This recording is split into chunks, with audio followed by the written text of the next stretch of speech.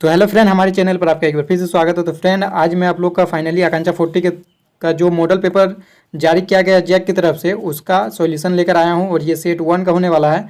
Set 1 का already मैंने physics का करवा चुका हूं। यदि आप लोग नहीं देखे हैं तो मेरे चैनल के प्लेलिस्ट पर जाइए, वहां पर आप लोग सारा मिलेगा। उसी प्लेलिस्ट पर आप लोग को सारा सब्जेक्ट का मिलेगा।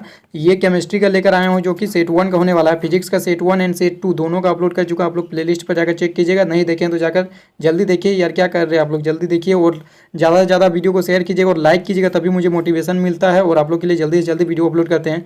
उससे पहले यदि आप मेरे चैनल के लिए नए हैं तो सब्सक्राइब करके बेल आइकन को प्रेस कर दीजिएगा। और मैं बता दूं, मैं कृष्णा कुमार महतो आकांक्षा 40 का ही स्टूडेंट रह चुका हूं। तो आज फाइनली आप लोग का सेट 1 लेकर आया हूं मॉडल क्वेश्चन पेपर, जो कि जैक के द्वारा जारी किया गया है। और ये केमिस्ट्री का होने वाला, फिजिक्स का ऑलरेडी अपलोड कर चुका है जैसा कि पहले मैंने बताया है। ठीक है, तो चलिए ज़्यादा देर न करते हुए वीडियो को शुरू करते हैं। और मैं बता दूं कि प्रीवियस ईयर यानी 2021 में भी बहुत सारे स्टूडेंट को इस चैनल के द्वारा लाभ मिला है, क्योंकि मैं उनका तैयारी से लेकर आकांक्षा तक पहुंचने तक उनका हेल्प किया हूं।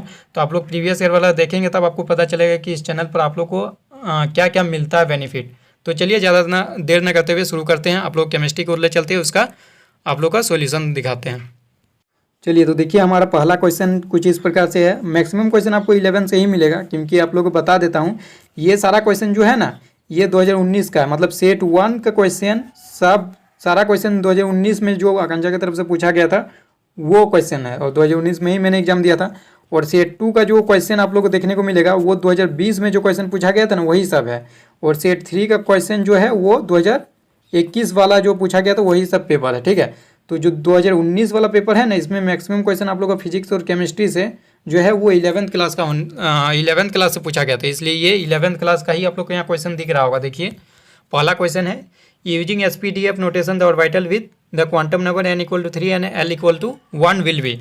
मतलब पूछा जा रहा है कि n = 3 और l = 1 में कौन सा मतलब ये होगा, कौन सा और क्वांटम ऑर्बिटल मतलब कक्षक होगा। ठीक है, तो ये पूछा जा रहा है, मतलब n = 3 और l = 1 से कौन सा ऑर्बिटल होगा ये पूछा जा रहा है। तो इसका आंसर होगा 3p। 3p कैसे होगा मैं आप लोग को थोड़ा समझा देता हूँ। जो n = 3 है ना, ये आप लोग का प्रिंसिपल क्वांटम नंबर हो गया, और प्रिंसिपल क्वांटम नंबर को ऐसा ही लिखते हैं। उसके बाद l = 1 है। यदि l = 0 रहता है इसके लिए s लिखते हैं, l = 1 रहता तो इसके लिए हम लोग p लिखते हैं, l = 2 रहता तो इसके लिए हम लोग SPD लिखते हैं, l = 3 रहता तो इसके लिए हम लोग f लिखते हैं, SPDF। ठीक है, तो यहाँ पर देखिए l = 1 के लिए पूछा गया तो 3p हो गया। ठीक है, यदि l = 0 के लिए पूछता और n = 3 रहता तो 3s हो जाता है। n = 3 रहता और l = 2 रहता तो ये 3d हो जाता। तो यहाँ पर हम लोग को क्वेश्चन है कि n = 3 एंड l = 1 दिया हो, तो ये p हो जाएगा 3p। तो इसका 3p आंसर सही हो जाएगा, ऑप्शन नंबर 3। चलिए नेक्स्ट क्वेश्चन, क्वेश्चन नंबर 42। इसमें कहा जा रहा है P/T कॉन्स्टेंट है। P/T कॉन्स्टेंट मतलब क्या है, P directly proportional to temperature है। यहाँ पर जो कॉन्स्टेंट क्या होता है, यहाँ पर आप लोग का जो वॉल्यूम होता है वो कांस्टेंट होता है। वॉल्यूम कांस्टेंट होता है, मतलब इसको कौन सा लॉ से जाना जाता है, इसको गेल-लुसेक लॉ से जाना जाता है। जब वॉल्यूम कांस्टेंट होता है यानी कि P/T = कांस्टेंट, जब वॉल्यूम कांस्टेंट हो जाता है तो P/T भी कांस्टेंट हो जाता है। क्योंकि आप लोग को ये पढ़े होंगे, नहीं पढ़े होंगे तो मैं बता देता, PV = nRT होता है। ठीक है, R कांस्टेंट होता है, गैस कांस्टेंट, N भी यहाँ हमेशा कांस्टेंट ही देखा जाता है। और देखिए ये दोनों कांस्टेंट है। अब यदि वॉल्यूम को कांस्टेंट कर दिया जाए तो pressure directly proportional to temperature होगा, यानी यही लिखा हुआ P/T = कांस्टेंट। यानी कि यहाँ पर क्या देखा जा रहा है कि वॉल्यूम यहाँ पर कांस्टेंट होगा तभी P/T कांस्टेंट होगा। ये इसका मतलब वॉल्यूम किस में कांस्टेंट होता है, गेल-लुसेक लॉ में। यानी 42 का आप लोग का 2 आंसर सही होगा। वीडियो थोड़ा लंबा होगा लेकिन मैं डिटेल में आप लोग को बता देता हूँ यार, ताकि आप लोग को समझने में किसी प्रकार की परेशानी ना हो। नेक्स्ट, तो फ्रेंड हमारा नेक्स्ट क्वेश्चन है क्वेश्चन नंबर 43। ये रेडॉक्स का है, रेडॉक्स का क्वेश्चन है, और ये 11th क्लास का रेडॉक्स से बनेगा। आप लोग जो पढ़े हुए हैं रेडॉक्स रिएक्शन 10th में, उसके नॉलेज से आप लोग का ये नहीं बनेगा। ये क्या होता है मैं आप लोग को थोड़ा बहुत अभी समझाता हूँ, उसके बाद इस क्वेश्चन पर आते हैं। देखिए एक होता है ऑक्सीडेशन एंड एक होता है रिडक्शन। ये आप लोग 10th में भी पढ़े, ऑक्सीडेशन एंड रिडक्शन, ऑक्सीकरण और अवकरण शायद बोलते हैं। ठीक है, तो ऑक्सीडेशन एंड रिडक्शन आप लोग 10th में भी पढ़े, ऑक्सीजन के संदर्भ में पढ़े हैं, ऑक्सीजन को लेकर पढ़े हैं कि ऑक्सीजन लेता है, ऑक्सीडेशन होता है, रिडक्शन वो होता है जिसमें ऑक्सीजन हटता है। तो उस तरह आप लोग पढ़े होंगे। लेकिन यहाँ पे चेंज है, ये 11th का कॉन्सेप्ट लगेगा। ऑक्सीडेशन वो होता है जिसमें ऑक्सीडेशन नंबर इंक्रीज करता है। ऑक्सीडेशन नंबर इंक्रीज मतलब oxidation and oxidation number decrease यानी कि रिडक्शन। तो यहाँ पर देख सकते हैं इस रिएक्शन में देख सकते हैं किसका ऑक्सीडेशन हो रहा, मतलब किसका ऑक्सीडेशन नंबर इंक्रीज हो रहा है वो देखना है। तो यहाँ पोटेशियम जो है ये 0 ऑक्सीडेशन नंबर पर, और यहाँ पोटेशियम जो है वो +1 पर है। तो इसका 0 से +1 किया यानी ऑक्सीडेशन नंबर बढ़ गया, यानी कि इसका ऑक्सीडेशन हो रहा है। अब यहाँ देख सकते हैं फ्लोरीन का ये 0 ऑक्सीडेशन नंबर पर यहाँ पर है, और यहाँ पर -1 पर, मतलब कि ये डिक्रीज इन ऑक्सीडेशन नंबर, इसका रिडक्शन हो रहा है। लेकिन पूछा क्या गया है किसका ऑक्सीडेशन हो रहा है, यानी कि जो पोटेशियम है उसका ऑक्सीडेशन हो रहा है, यानी ऑप्शन ए सही जवाब होगा। चलिए नेक्स्ट क्वेश्चन है क्वेश्चन नंबर 44 में क्या कहा जा रहा है, इन आइसोलेटेड सिस्टम। देखिए इसमें मैं आप लोग को बता देता हूँ, इसका आंसर जो है ऑप्शन 3 होगा। There is neither exchange of mass nor of energy with the surroundings, मतलब कि ना ही मास का और ना ही एनर्जी का एक्सचेंज हो सकता है सराउंडिंग्स के साथ। द्रव्यमान और ऊर्जा दोनों का सराउंडिंग्स के साथ जो है आदान प्रदान नहीं हो सकता है। लेकिन इससे और क्वेश्चन बनाया जा सकता है, इसलिए मैं आप लोग को एक टिप्स देना चाहूँगा। सबसे पहले आप लोग को ये जो PDF है, ये जो मॉडल पेपर है, इसको आप लोग को प्रिंट निकालना है। प्रिंट निकालने के बाद मैं आप लोग को जो टिप्स देता हूँ, जैसे ये सब क्वेश्चन जो अभी बताया सेट 1 का जो है ये 2019 में पूछा गया क्वेश्चन है। हो सकता है आप लोग का 2022 में इसी से रिलेटेड क्वेश्चन पूछ लिया जाए। आइसोलेटेड सिस्टम के बारे में पूछा गया, हो सकता है आप लोग का 2022 में ओपन सिस्टम के बारे में पूछ लिया जाए, हो सकता है क्लोज सिस्टम के बारे में पूछ लिया जाए। तो आप लोग को ये जानना भी जरूरी होगा। जैसे ये PYQ है, इसको बोलते हैं PYQ, ये PYQ में पूछा गया प्रीवियस ईयर क्वेश्चन है। लेकिन मैं बताता हूँ DPYQ मतलब कि जो क्वेश्चन आने के चांसेस है। डिराइव्ड प्रीवियस ईयर क्वेश्चन, मतलब कोई प्रीवियस ईयर्स में जो पूछा है उसी से डिराइव क्या क्या हो सकता है। आइसोलेटेड सिस्टम के बारे में पूछ लिया गया है, तो आप लोग यदि इसको प्रिंट निकाले हैं तो साइड में आप लोग लिख लीजिएगा open system and close system के बारे में, ठीक है। तो साइड में लिखिए ओपन सिस्टम। ओपन सिस्टम क्या होता है, जिसमें आप लोग का मास एंड एनर्जी, मास भी एक्सचेंज कर सकता है, mass can be exchange as well as energy can be exchange. आप लोग इस तरह साइड में लिख लेना है, mass can be exchange as well as energy can be exchange, open system, ठीक है। ओपन सिस्टम देकर आप लोग लिखिएगा mass can be exchange and energy can be exchange. उसके बाद लिखिएगा क्लोज सिस्टम। क्लोज सिस्टम में क्या होता है, मास आप लोग का एक्सचेंज नहीं कर सकता है, mass can not be exchange but energy can be exchange, energy exchange कर सकता है, energy can be exchange with the surrounding. इस तरह आप लोग को लिखना है। ओपन सिस्टम क्लोज सिस्टम दोनों बता दिए। और आइसोलेटेड सिस्टम ना ही मास का एक्सचेंज हो सकता है और ना ही एनर्जी का, there is neither exchange of mass not of energy with the surroundings, ठीक है। तो इस तरह आप लोग लिखिएगा साइड में, तो आप लोग को बहुत ज़्यादा हेल्पफुल होगा। चलिए नेक्स्ट क्वेश्चन नंबर 45। इसमें देखिए एक स्ट्रक्चर दिया हुआ, इसका आप लोग को पूछा जा रहा है कि किसका स्ट्रक्चर है। तो ये देखिए साइक्लोपेंटेन का स्ट्रक्चर है। आप लोग देख सकते हैं 5 कार्बन दिख रहा होगा, 1 2 3 4 5, 5 कार्बन है और ये साइकिल में है। तो ये साइक्लोपेंटेन और सिंगल बॉन्ड से जुड़ा हुआ, इसलिए ये साइक्लोपेंटेन हो जाएगा, ठीक है। चलिए next question number 46। IUPAC name of, इसका IUPAC नेम पूछा जा रहा है। तो कितना कार्बन देखिए, 1 2 नंबरिंग करना होगा इस तरह से हम लोग को, 3 4 5 कार्बन है। तो क्या होगा, पेंटेन, सब सिंगल जुड़ा हुआ, सिंगल बॉन्ड है सबके बीच, तो पेंटेन हो गया। और देखिए कितना नंबर पे कीटोन ग्रुप है, 3 नंबर पे, तो 3 ऑन हो जाएगा, ठीक है। तो पेंटेन 3 ऑन इसका राइट आंसर होगा, यानी ऑप्शन 3 इसका सही जवाब हो जाएगा, ठीक है। चलिए 47 की ओर चलते हैं। 47 में पूछा जा रहा है C6H5 डॉट। ये जो डॉट है ना, इसको रेडिकल कहा जाता है, डॉट को रेडिकल कहा जाता है। C6H6 का फॉर्मूला आप लोग जानते होंगे, इसको कहा जाता है बेंजीन, इसको बेंजीन कहा जाता है। लेकिन जब एक हाइड्रोजन को निकाल कर इसके जगह एक डॉट लाया जाएगा तो ये रेडिकल बन जाएगा। तो क्या हो जाएगा, benzyl free radical, benzyl free radical, option 3 इसका सही जवाब हो जाएगा, ठीक है। Next question number 48। देखिए ये भी उसी पर आधारित है, PV = nRT पर आधारित है, ठीक है। तो देखिए यहाँ पर पूछा जा रहा है V = कॉन्स्टेंट इंटू n, मतलब कि V directly proportional to n है, ठीक है। V directly proportional to n कब हो सकता है, जब प्रेशर एंड टेम्परेचर आप लोग कांस्टेंट होना होगा। तो ये क्या होता है, V directly proportional to n कब होता है, जब आप लोग का अवागाड्रो लॉ इसको कहा जाता है, ठीक है। अवागाड्रो का नियम इसको कहा जाता है जब V directly proportional to n होता है, ठीक है। तो ऑप्शन 3 हो जाएगा 48 का सही जवाब। चलिए नेक्स्ट क्वेश्चन नंबर 49। इसमें देखिए क्या कहा जा रहा है, एक रिएक्शन दिया हुआ है H2 से 2H और इसका ΔH दिया हुआ है। डेल्टा एच नॉट दिया हुआ 435 किलो जूल पर मोल। तो इसका आप लोग का डेल्टा एच दिया हुआ और ये पूछ रहा है डेल्टा एच किसका एग्जांपल है, तो ये आप लोग का एंथैल्पी ऑफ एटोमाइजेशन है, मतलब कि एटम में ये हो रहा है, ये मॉलिक्यूल हो गया H2 मॉलिक्यूल हो गया, लेकिन बाद में वो 2H हो जा रहा है, मतलब कि वो एटम में चला जा रहा है, मतलब कि ये एंथैल्पी ऑफ एटोमाइजेशन है, मतलब कि ऑप्शन 2 इसका सही जवाब हो जाएगा। हिंदी तो हमको समझ में नहीं आ रहा कनन एंथैल्पी का, क्योंकि हिंदी में तो पढ़े नहीं है, ये 11th का है ना, 10th तक तो हिंदी में ही पढ़े हैं, ये 11th का है, 11th का आप लोग का हिंदी में नहीं पढ़े हुए। चलिए नेक्स्ट क्वेश्चन, क्वेश्चन नंबर 50। इसमें देखिए एक रिएक्शन दिया हुआ और एक्स का वैल्यू पूछा जा रहा है कि एक्स क्या हो सकता है। ये रिएक्शन दिया हुआ तो एक्स का वैल्यू आप लोग का CaCO3 होगा, ठीक है, कैल्शियम कार्बोनेट। चलिए नेक्स्ट क्वेश्चन, क्वेश्चन नंबर 51। देखिए इसमें भी आप लोग को बताऊंगा कि एक डिराइव ये भी पूछा जा सकता है। प्रोड्यूसर गैस पूछा गया है तो इसका आंसर होगा CO एवं N2 का मिक्सचर जो है वो प्रोड्यूसर गैस होता है। अब देखिए आप लोग साइड में लिख लीजिएगा, इसको जो बोला जाता है CO प्लस H2 को, CO और H2 को, इसको बोला जाता है वाटर गैस। तो हो सकता है अगले बार आप लोग को वाटर गैस के बारे में पूछा जा सकता है कि वाटर गैस किसका मिक्सचर है, तो आप लोग लिख सकते हैं CO and H2 water gas होता है, ठीक है।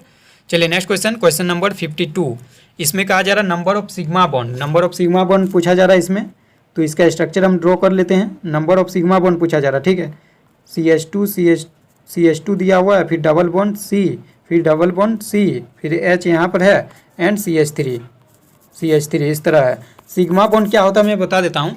सिग्मा बॉन्ड वो होता है जो सिंगल बॉन्ड होता है, सिग्मा बॉन्ड सिंगल बॉन्ड, और जो डबल बॉन्ड होता है डबल बॉन्ड पाई बॉन्ड होता है। डबल बॉन्ड में एक पाई बॉन्ड होता है, डबल बॉन्ड में एक पाई बॉन्ड होता है, एक पाई होता है और एक सिग्मा बॉन्ड होता है, एक पाई एक सिग्मा डबल बॉन्ड में होता है, ठीक है। तो total number of sigma bond क्या हो जाएगा, देखिए 1 हो गया, 2 हो गया, एक सिग्मा यहाँ भी होगा डबल बॉन्ड में भी 3 हो गया, ये एक 4 हो गया, ये एक 5 हो गया, ये एक 6 हो गया, ये एक 7 हो गया, ये एक 8 हो गया, ये एक 9 हो गया।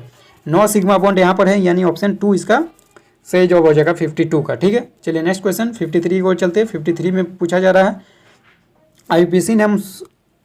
IUPAC names of the product obtain by the ozonolysis of, ये देखिए कुछ कंपाउंड दिया है, इसका ओजोनोलिसिस कराना, उसके बाद जो प्रोडक्ट बनेगा उसका IUPAC नेम पूछा जा रहा है, ठीक है। यहाँ पर हिंदी में भी पढ़ सकते हैं आप लोग का।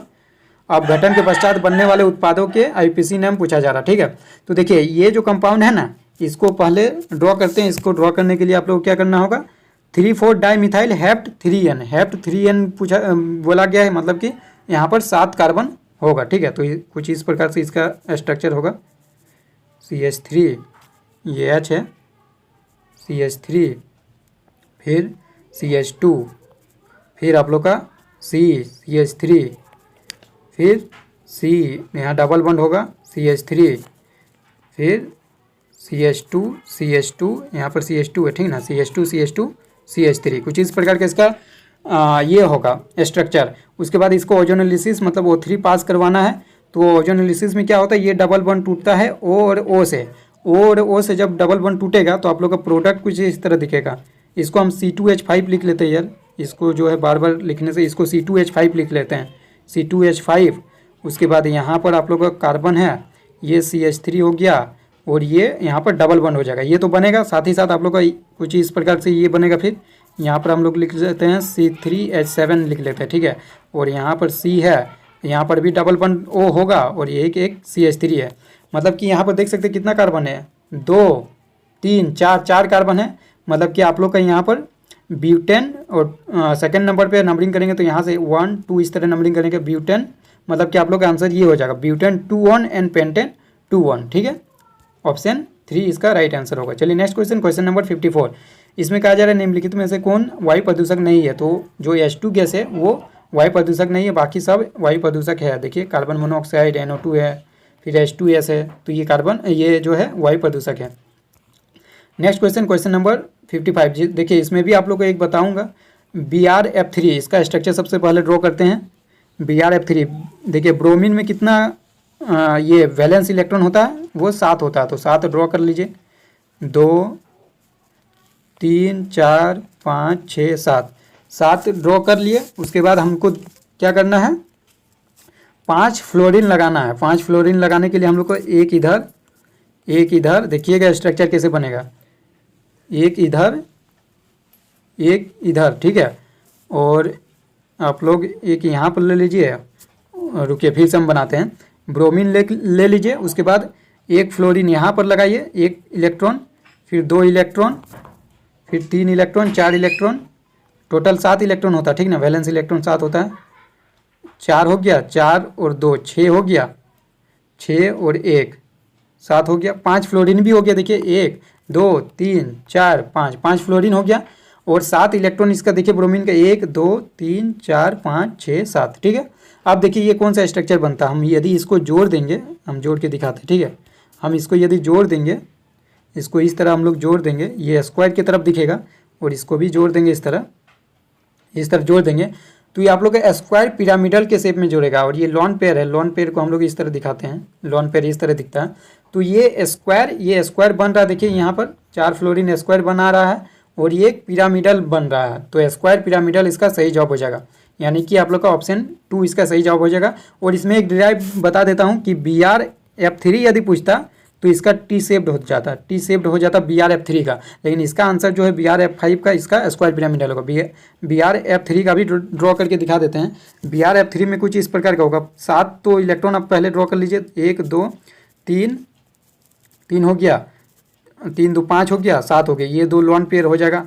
यहाँ पर आप लोग एक F, यहाँ पे एक F, और यहाँ पे एक F। देखिए ये टी शेप्ड जैसा लगेगा, टी शेप्ड जैसा, देखिए टी शेप जैसा। लॉन पेयर को हम लोग नहीं देखते हैं, ये जो बॉन्ड पेयर है उसी को देखते हैं। टी शेप जैसा लगेगा, BrF3 रहता। तो आप लोग साइड में लिख लीजिएगा BrF3, उसका शेप लिख लीजिएगा टी शेप्ड, ठीक है, टी शेप्ड लिख लीजिएगा, ठीक।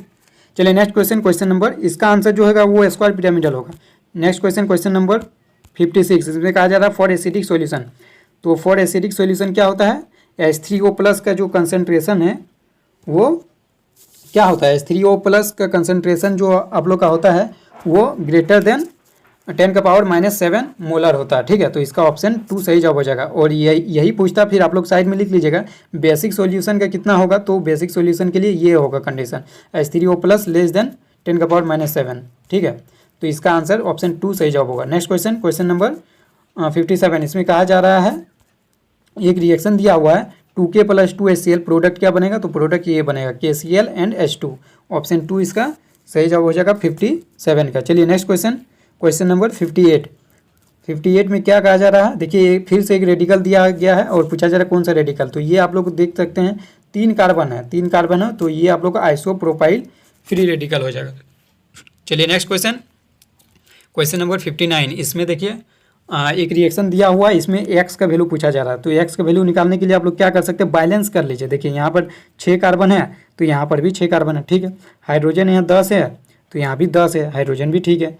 तो अब देखिए यहाँ पर क्या करना है हम लोग को, ऑक्सीजन यहाँ 6 दूनी 12 है, और इधर 5, 12 5 17 ऑक्सीजन है। लेकिन यहाँ तो इस साइड तो ऑक्सीजन आपको नहीं दिख रहा, तो इस साइड हमको ऑक्सीजन चाहिए ना। इस साइड 17, RHS में 17 ऑक्सीजन है, तो इस साइड भी हमको 17 ऑक्सीजन चाहिए। तो ऑक्सीजन किस फॉर्म में रहता है, O2 की फॉर्म में। हमको चाहिए कितना, 17 ऑक्सीजन। यदि 17 ऑक्सीजन लिखेंगे तो 17 दूनी 34 यहाँ ऑक्सीजन रहेगा। लेकिन इसको डिवाइडेड बाई 2 कीजिएगा तो फिर 2 तो कैंसिल हो जाएगा, यानी 17 ऑक्सीजन ही बचेगा। तो यानी 17/2 ऑक्सीजन हो जाएगा O2। तो ऑप्शन 1 इज राइट आंसर 59 का, ठीक है। नेक्स्ट क्वेश्चन नंबर 60, इसमें कहा जा रहा है सामान्य ऑर्थो एंड पैरा निर्देशी समूह है, मतलब common ortho and para directing group. तो देखिए ऑर्थो पैरा डायरेक्टिंग किसको बोला जाता है, +M ग्रुप को जो बोला जाता है वो ऑर्थो पैरा डायरेक्टिंग होता है। क्यों ऑर्थो पैरा डायरेक्टिंग होता है, क्योंकि जो इनकमिंग न्यूक्लियोफाइल है वो ऑर्थो एंड पैरा पोजीशन पर ही अटैक करता है, ठीक है। तो +M ग्रुप यहाँ पर कौन सा है, तो +M ग्रुप आप लोग का OR है। OR क्यों है +M ग्रुप, मतलब कि इलेक्ट्रॉन डेंसिटी जिस पर होता है उसी को +M ग्रुप कहा जाता है। तो ऑक्सीजन पर यहाँ लोन पेयर है, 2 लोन पेयर है, ठीक है। यहाँ पर 2 लोन पेयर है, इसलिए ऑक्सीजन यहाँ पर OR जो है वो +M ग्रुप है, और इसलिए ये आप लोग का जो है डायरेक्टिंग ग्रुप हो जाएगा ऑर्थो पैरा, ठीक है। बाकी इसमें लोन पेयर नहीं, इसमें भी लोन पेयर नहीं है, ठीक है। तो यही आंसर सही हो जाएगा OR, ठीक है। नेक्स्ट क्वेश्चन नंबर 61, जिसमें कहा जा रहा है विच of the following has the highest negative electron gain enthalpy, मतलब निम्नलिखित में से किसकी सर्वाधिक ऋणात्मक इलेक्ट्रॉन लब्धि एंथैल्पी है। तो इसका क्लोरीन आंसर सही हो जाएगा ऑप्शन 4। नेक्स्ट क्वेश्चन नंबर 62 में क्या कहा जा रहा है, the bond formed by side wise overlapping of atomic orbital is. Side wise overlapping से कौन सा एटॉमिक ऑर्बिटल बनता है, वो होता है पाई बॉन्ड। पाई बॉन्ड बनाता है साइड वाइज ओवरलैपिंग से, ठीक है। तो इसका ऑप्शन 2 सही जवाब हो जाएगा। चलिए नेक्स्ट क्वेश्चन नंबर 63 में कहा जा रहा है विच of the following is correct, मतलब निम्नलिखित में से कौन एक सही है, तो इसका आंसर हो जाएगा pH equal to minus log H+ का कंसेंट्रेशन, ऑप्शन 4 राइट जवाब। चलिए next question number 64 which of the following is an electrophile. देखिए इलेक्ट्रोफाइल क्या किया ना, इलेक्ट्रोफाइल मतलब देखिए इलेक्ट्रोफाइल मतलब हम इसको तोड़ के लिखते हैं, इलेक्ट्रोफाइल को लिख सकते हैं इलेक्ट्रॉन, इलेक्ट्रोफाइल को लिख सकते हैं इलेक्ट्रॉन, और फाइल को लिख सकते हैं फाइल, ठीक है। इलेक्ट्रॉन फाइल मतलब कि इलेक्ट्रॉन मतलब इलेक्ट्रॉन हो गया, और फाइल मतलब होता है लविंग, मतलब इलेक्ट्रॉन लविंग को बोला जाता है इलेक्ट्रोफाइल, इलेक्ट्रॉन को लव करने वाला इलेक्ट्रोफाइल। तो इलेक्ट्रॉन को कौन लव करेगा, पॉजिटिव चार्ज, इलेक्ट्रॉन पर तो नेगेटिव चार्ज होता है, नेगेटिव चार्ज होता है, तो नेगेटिव चार्ज को कौन लव करेगा, यानी पॉजिटिव चार्ज। पॉजिटिव चार्ज किस में है, देखिए NO2 में पॉजिटिव चार्ज NO2+, तो आप लोग का जो है NO2+ इलेक्ट्रोफाइल हो जाएगा, ठीक है। क्वेश्चन नंबर 65 इसमें कहा जा रहा है CH2 double bond CH2 can be prepared by, तो इसका आंसर आप लोग का जो होगा वो ऑप्शन 2 हीटिंग CH3, इसका अभी रिएक्शन अभी बता देता हूँ, heating CH3 CH2OH with access of concentrate H2SO पर। देखिए हम इसका रिएक्शन आप लोग बता देते हैं, CH3 CH2OH है, ठीक है। इसमें जब हम लोग H2SO4 क्या देता है, H+ देता है, H+ देता है, ये H+ यहाँ पर अटैक करेगा ऑक्सीजन के लोन पेयर पर, तो क्या हो जाएगा, यहाँ पर एक कार्बोकेटाइन फॉर्म होगा CH3 CH2 यहाँ पर प्लस हो जाएगा, ठीक है। और OH+ वो चला जाएगा, OH2+ यहाँ बन जाएगा, OH2+ वहाँ से चला जाएगा, ठीक है। तो ये जब प्लस होगा और यहाँ से अब हाइड्रोजन निकलेगा, हाइड्राइड निकलेगा यहाँ पर, तो ये डबल बॉन्ड बन जाएगा CH2 इस तरह बन जाएगा। शॉर्ट में आप लोग को समझा दिए क्योंकि आप लोग तो 11 का पढ़े नहीं होंगे, तो आप लोग का ये जो आंसर होगा ऑप्शन 2 इसका सही जवाब हो जाएगा क्वेश्चन नंबर 65 का। चलिए नेक्स्ट क्वेश्चन नंबर 66, ज़्यादा लंबा नहीं करना चाहते इसलिए जल्दी जल्दी आप लोग बता देते हैं। अब विच of the following carbocation most stable, कौन सा कार्बोकेटाइन जो है सबसे ज़्यादा स्टेबल है, तो इसका आंसर होगा ऑप्शन 2, क्योंकि 3 डिग्री जो कार्बन होता है, 3 डिग्री कार्बोकेटाइन वो सबसे ज़्यादा स्टेबल होता है, क्योंकि ये देखिए कुछ इस प्रकार के इसका स्ट्रक्चर बनेगा, CH3 यहाँ पर है, CH3 यहाँ पर है, CH3 और यहाँ प्लस है ना, तो ये CH3 ग्रुप जो होता है ना वो होता है +I ग्रुप, ठीक है। +I ग्रुप क्या करता है ना, इलेक्ट्रॉन डोनेट करता है, इलेक्ट्रॉन डोनेटिंग ग्रुप कहा जाता है, ठीक है। तो इलेक्ट्रॉन डोनेटिंग ग्रुप कहा जाएगा, मतलब इलेक्ट्रॉन डोनेट करेगा तो ये प्लस चार्ज है तो ये कम होगा तो ये स्टेबल ज़्यादा हो जाएगा, यानी इसका आंसर आप लोग का ऑप्शन 2 होगा। Next question number 67 CH4 can be prepare, मतलब मीथेन कैसे बनाया जा सकता है, तो इसका आंसर आप लोग का जो होगा ऑप्शन 1 इज सही जवाब, ठीक है। चलिए नेक्स्ट क्वेश्चन नंबर 68, इसमें देखिए कहा जा रहा है the product formed by heating benzene with mixture of concentrated nitric acid and concentrated sulphuric acid. इसमें कहा जा रहा है देखिए बेंजीन को सांद्र नाइट्रिक अम्ल एवं सांद्र सल्फ्यूरिक अम्ल के मिश्रण के साथ गर्म करने से प्राप्त उत्पाद है, कौन सा उत्पाद प्राप्त होता है, तो इसका आंसर आप लोग का ऑप्शन 4 हो जाएगा, ठीक है। चलिए नेक्स्ट क्वेश्चन नंबर 69, इसमें देखिए एक रिएक्शन दिया हुआ और उस रिएक्शन का प्रकार पूछा जा रहा है, किस तरह का ये रिएक्शन है वो पूछा जा रहा है। ऊपर की अभिक्रिया उदाहरण है, किसका उदाहरण है ना, इसका प्रतिस्थापन यानी डिस्प्लेसमेंट रिएक्शन है, डिस्प्लेसमेंट करता है। देखिए यहाँ पर जो एल्यूमिनियम है वो Fe2O3 से जो ऑक्सीजन है उसको डिस्प्लेस करता है और अपने पास ले आता है, और ये Fe होगा, He नहीं Fe होगा, तो Fe को डिस्प्लेस करता है और O3 को अपने पास ले आता है। क्यों ऐसा होता है, क्योंकि आप लोग पढ़े होंगे ना वो सक्रियता श्रेणी वाला, ये इस तरह का पढ़े होंगे, इस तरह का पढ़े होंगे ना। देखिए यहाँ पर जो ऊपर में रहता है वो ज़्यादा सक्रिय होता है, देखिए एल्यूमिनियम आ गया, कुछ इस तरह का पढ़े होंगे, ठीक है, इस तरह पढ़े होंगे। Zn के बाद Fe आता है, तो देखिए एल्यूमिनियम है Fe के ऊपर में है, इसलिए मतलब ये ज़्यादा शक्तिशाली है, इसको डिस्प्लेस कर सकता है, मतलब प्रतिस्थापित कर सकता है, इसलिए ये प्रतिस्थापन का उदाहरण है। तो इसका आंसर डिस्प्लेसमेंट रिएक्शन ऑप्शन 4 हो जाएगा, ठीक है। आप लोग पढ़े ही होंगे ये वाला displacement reaction. Next question number 70, इसमें कहा जा रहा है acid rain when is rain water called acid rain, मतलब एसिड रेन कब कहा जा सकता है, वर्षा जल को कब अम्ल वर्षा कहा जाता है, जब pH का वैल्यू जो होता है 5.6 से कम हो जाता है। जब pH, यहाँ पर थोड़ा सा ऑप्शन सही तरीके से लिखना चाहिए था, जब pH का वैल्यू 5.6 नहीं 5.6 से कम होना चाहिए था, ऐसा लिखना चाहिए था, pH लेस देन 5.6 इस तरह लिखना चाहिए था। जब pH का वैल्यू 5.6 से कम हो जाता है तब वो एसिड रेन कहा जाता है। तो इसका ऑप्शन 2 ही सही जवाब होगा। अब ऑप्शन में ही ऐसा क्रिएट किया गया है तो ऑप्शन 2 को ही आप लोग को सही जवाब देना होगा। 71 में ब्लीचिंग पाउडर का रासायनिक सूत्र, ये तो आप लोग को याद ही होगा, या सबको याद होगा, कैल्शियम ऑक्सीक्लोराइड CaOCl2। ठीक है, चलिए नेक्स्ट क्वेश्चन नंबर 72। कोई विलियन लाल लिटमस, देखिए इसमें आप लोग को ट्रिक बताता हूँ। कोई विलियन लाल लिटमस को नीला बना देता है, इसका पीएच होना चाहिए। लाल को नीला बना रहा है, कौन बनाता है? ये क्षार बनाता है। लेकिन इसका हम बहुत किसी को याद नहीं रहता है कि क्षार नीला को लाल बनाता है कि लाल को नीला बनाता है, बहुत किसी को याद नहीं रहता है। तो आपको याद रखना अनिल, क्या रखना है याद? अनिल। अनिल, अ से अम्ल, अ से अम्ल, और नी से नीला, नी से नीला, और ल से लाल, मतलब कि अम्ल क्या करता है? अम्ल नीला को लाल करता है, और क्षार क्या करेगा? इसके जस्ट ऑपोजिट करेगा। अम्ल नीला को लाल करेगा तो क्षार लाल को नीला करेगा। तो यहाँ देखिए लाल को नीला कर रहा, मतलब कि ये क्षार होना चाहिए। और क्षार का पीएच कितना होता है? क्षार का पीएच हमेशा 7 से ज़्यादा होता है। तो देखिए यहाँ पर ऑप्शन में कौन सा ऑप्शन में 7 से ज़्यादा पीएच का वैल्यू दिया हुआ? ऑप्शन 4 में देखिए 10 दिया हुआ है, यानी कि ऑप्शन 4 राइट आंसर होगा।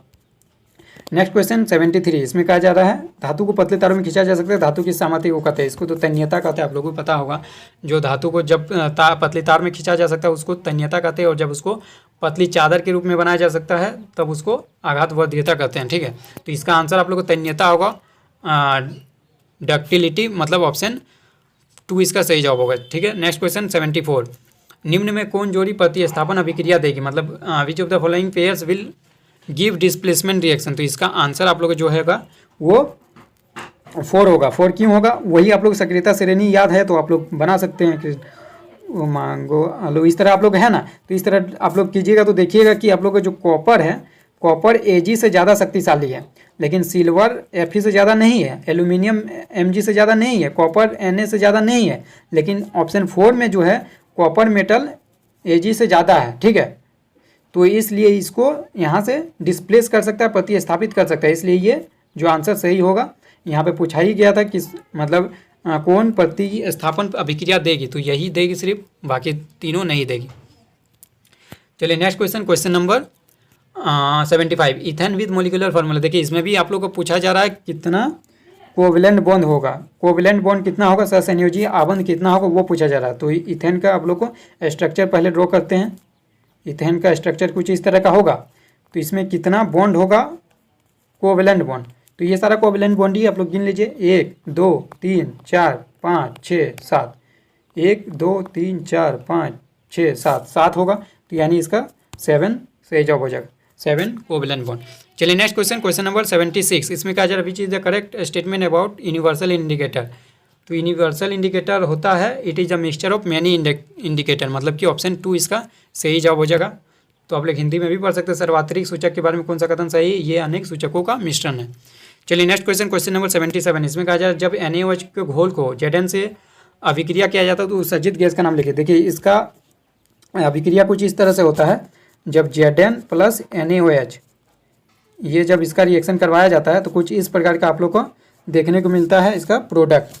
ये कुछ इस प्रकार का Na2ZnO2 सोडियम जिंकेट बनाता है प्लस H2। ठीक है, तो यहाँ पर H2 गैस जो है वो निकलता है। तो ये यहाँ पर पूछा जा रहा है तो कौन सा गैस निकलेगा, उस गैस का नाम क्या है? तो यहाँ ऑक्सीजन, ये ऑक्सीजन बोल रहा है, हाइड्रोजन सही जवाब हो जाएगा, ऑप्शन 1 इज राइट आंसर। चलिए next question number 78, which is absorb by KOH, मतलब कि KOH द्वारा किस गैस का अवशोषण होता है? तो अवशोषण किसका होता है? CO2 यानी कार्बन डाइऑक्साइड का अवशोषण होता है, option 1 is right answer. Canal रे आर बीम ऑफ, कैनाल रे किसका किरण पुंज है? कैनाल रे मतलब कि पॉजिटिव चार्ज, पॉजिटिव इसको पॉजिटिव रे भी बोलते हैं, कैनाल रे को पॉजिटिव रे भी बोलते हैं। पॉजिटिव किस में होता है? प्रोटॉन में होता है, तो option 1 is right answer. Next question last है ये 80 का, which one of the following is correct configuration of carbon. Carbon का सही इलेक्ट्रॉनिक विन्यास निम्न में से कौन सा है? कार्बन में कितना इलेक्ट्रॉन होता है? कार्बन में 6 इलेक्ट्रॉन होता है, और आप लोग पढ़े ही होंगे क्या 2 8 6 इस तरह 2 8 उस तरह आप लोग को भरते हैं ना, आप लोग कैसे 2n² से भरते हैं ना, 2n² से। तो यहाँ पर तो 6 ही कार्बन 6 ही इलेक्ट्रॉन है, तो 6 इलेक्ट्रॉन को भरने क्या होगा? पहले 2 भरेगा पहला ऑर्बिट में, उसके बाद आप लोग कितना भरेंगे? 4 भरेंगे, तो 6 हो गया। 2 4 किस में है? देखिए ऑप्शन 3 में है 2 4, तो ऑप्शन 3 इसका सही जवाब हो जाएगा। उम्मीद करता हूँ वीडियो पसंद आया होगा, अपने दोस्तों के साथ ज़्यादा से ज़्यादा शेयर कीजिए और लाइक कीजिए यार, मुझे मोटिवेशन मिलता है लाइक से ही, क्योंकि और कुछ तो जरिया है नहीं जिससे मुझे मोटिवेशन मिल सके। लाइक से मुझे मोटिवेशन मिलता है, आप लोग अच्छे अच्छे कमेंट करते हो उससे मोटिवेशन मिलता है और आप लोग के लिए वीडियो लाता रहता हूँ। तो चलिए आज के लिए इतना ही रखता हूँ। उम्मीद करता हूँ वीडियो पसंद आया होगा, और यदि कोई आप लोग को कुछ भी डाउट होगा तो आप लोग मुझे कमेंट में पूछ सकते हैं। कमेंट में भी मैं आप लोग को जवाब देने का भरसक प्रयास करता हूँ। चलिए आज के लिए इतना ही रखते हैं, तब तक के लिए take care and bye bye.